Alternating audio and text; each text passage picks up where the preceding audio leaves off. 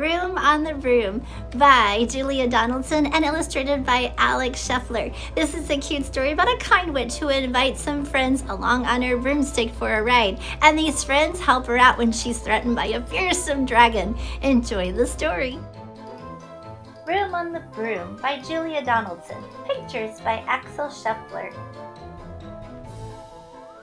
The witch had a cat and a hat that was black, and long ginger hair in a braid down her back. How the cat purred, and how the witch grinned, as they sat on their broomstick and flew through the wind. But how the witch wailed, and how the cat spat when the wind blew so wildly it blew off the hat. Down, cried the witch, and they flew to the ground. They searched for the hat, but no hat could be found. Then out of the bushes, on thundering paws, there bounded a dog with a hat in his jaws. He dropped it politely, then eagerly said, as the witch pulled the hat firmly down on her head, "I am a dog as keen as can be. Is there room on the broom for a dog like me?" "Yes," cried the witch, and the dog clambered on. The witch tapped the broomstick, and whoosh, they were gone. Over the fields and the forest they flew. The dog wagged his tail and the stormy wind blew. The witch laughed out loud and held on to her hat, but away blew the bow from her braid, just like that. Down, cried the witch, and they flew to the ground. They searched for the bow, but no bow could be found. Then out from a tree with a car-splitting shriek, there flapped a green bird with a bow in her beak.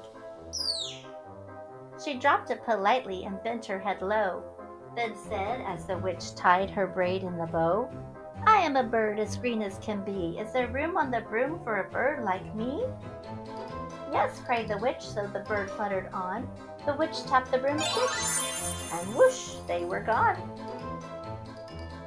Over the reeds and rivers they flew. The bird shrieked with glee and the stormy wind blew. They shot through the sky to the back of beyond. The witch touched her bow, but let go of her wand. Down, cried the witch, and they flew to the ground. They searched for the wand, but no wand could be found.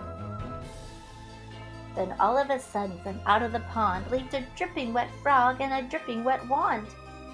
He dropped it politely, then said with a croak, as the witch dried the wand with the fold of her cloak, "I am a frog as clean as can be. Is there room on the broom for a frog like me?"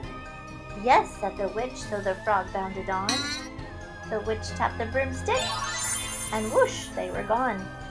Over the moors and mountains they flew. The frog jumped for joy, and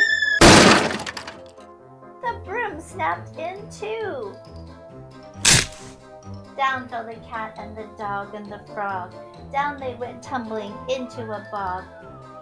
The witch's hat broomstick flew into a cloud, and the witch heard a roar that was scary and loud.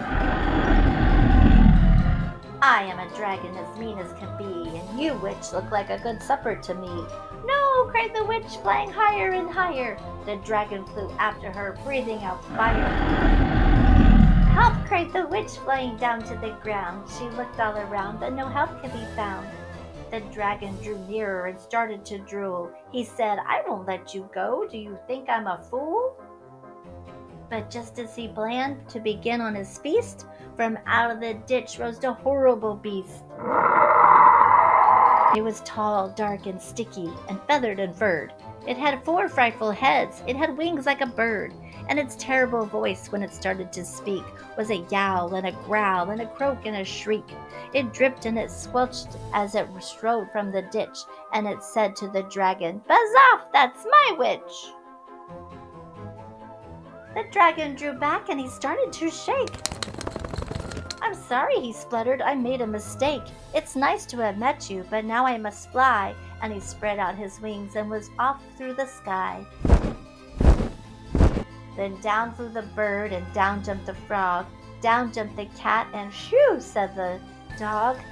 "And thank you, oh thank you," the grateful witch cried. "Without you, I'd be in that dragon's inside."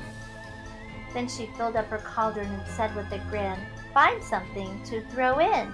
So the frog found a lily, the cat found a cone, The bird found a twig and the dog found a bone. They threw them all in and the witch stirred them well, and while she was stirring she muttered a spell. Iggity, ziggity, zaggity, zoom. Then out rose a truly magnificent broom, with seats for the witch and the cat and the dog, a nest for the bird and a pool for the frog. Yes, cried the witch, and they all clambered on. The witch tapped the broomstick, and whoosh, they were gone. I just love her new improved broomstick. It's a cute story. I hope you enjoyed it. Happy Halloween!